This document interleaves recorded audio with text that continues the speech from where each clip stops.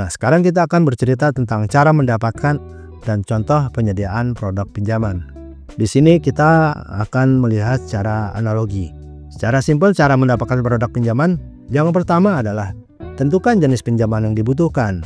Sesuaikan jenis pinjaman tersebut dengan tujuan dan kebutuhan finansial Anda. Apakah itu mau pinjaman pribadi, atau KPR, atau kredit untuk usaha, dan lain-lain. Kemudian setelah itu mencari info dan kemudian memilih lembaga keuangan. Kalian cari tahu bank atau lembaga keuangan yang menawarkan pinjaman sesuai dengan kebutuhan Anda. Bandingkan suku bunga, persyaratan, biaya administrasi, ya, di beberapa lembaga tersebut untuk menentukan, ya, untuk menemukan mana yang paling sesuai dengan tujuan dan kebutuhan finansial Anda.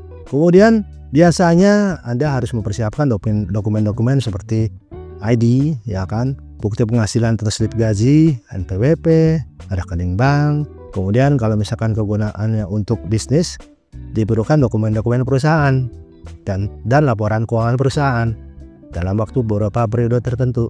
Setelah itu baru kalian bisa ajukan permohonan pinjaman.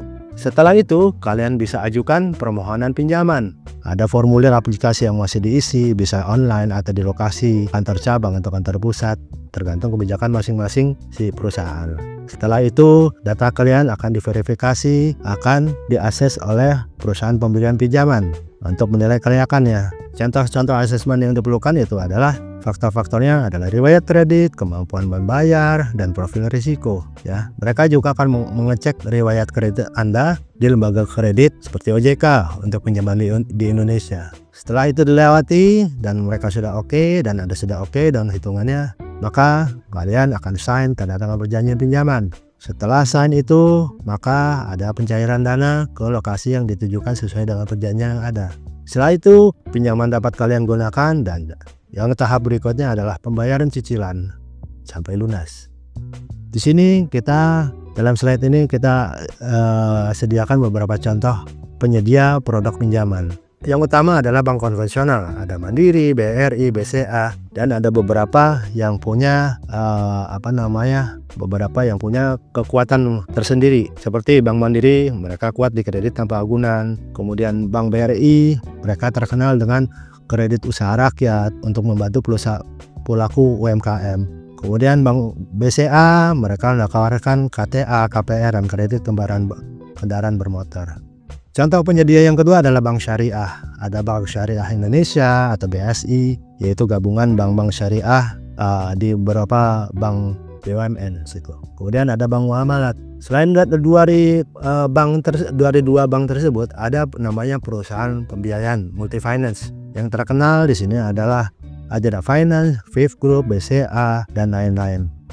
Ada yang namanya koperasi simpan pinjam. Koperasi simpan pinjam itu ada dua macam. Yang pertama koperasi kredit, yaitu menyediakan pinjaman kepada anggotanya dengan bunga yang lebih rendah dibandingkan lembaga perbankan. Kemudian ada yang namanya koperasi simpan pinjam sejahtera bersama atau Kospinjasa, menyediakan pinjaman untuk anggota koperasi dengan berbagai kebutuhan konsumtif maupun produktif. Selanjutnya lembaga yang berikutnya adalah sekarang mulai berkembang adalah perusahaan fintech, financial teknologi atau pinjaman online. Ada beberapa contoh yang cukup terkenal, yaitu ada Kredivo, ada Akulaku, ada Modalku, dan lain-lain. Dan ingat, kalau kalian memilih financial tech atau fintech itu sebagai penyedia produk pinjaman, kalian harus mengecek keabsahannya di OJK. Selanjutnya kita akan membicarakan tentang jenis-jenis dan persyaratan pengajuan produk pinjaman. Ada kredit tanpa agunan, pinjaman tanpa memerlukan jaminan, biasanya digunakan untuk kebutuhan pribadi. Keunggulannya tentu tidak memerlukan jaminan sesuai dengan namanya. Prosesnya cepat, plafon pinjaman cukup besar, dan bisa digunakan untuk berbagai kebutuhan alias fleksibel. Kegunaannya tentu cocok untuk berbagai kebutuhan mendesak, modal usaha kecil, konsolidasi uang, atau pengeluaran konsumtif yang direncanakan. Di situ dalam slide kalian bisa melihat cara pengajuannya secara umum. Tentu akan sedikit berbeda, tapi secara umum prosesnya akan seperti ini.